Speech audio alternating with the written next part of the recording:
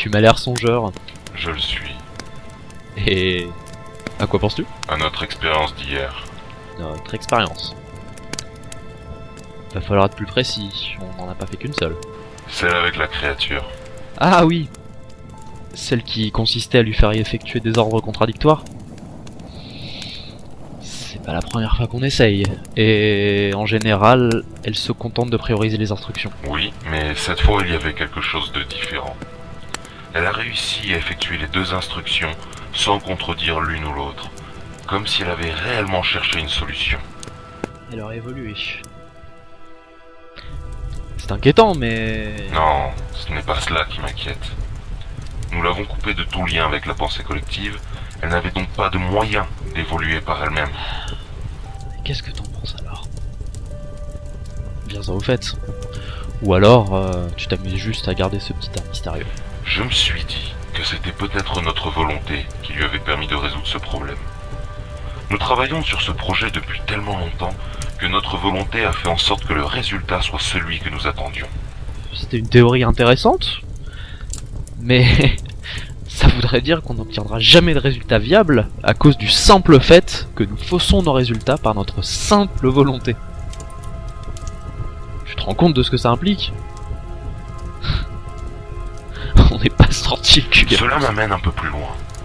Si ma volonté est suffisamment forte et que je désire qu'un Dieu existe, alors existe-t-il? Tu vas pas encore me parler de ta foi ridicule envers... comment? Ni le machin là? Non.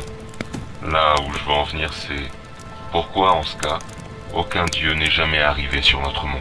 Si je me fie à ta théorie, c'est que d'autres personnes ne désirent pas que ton Dieu existe, tout simplement.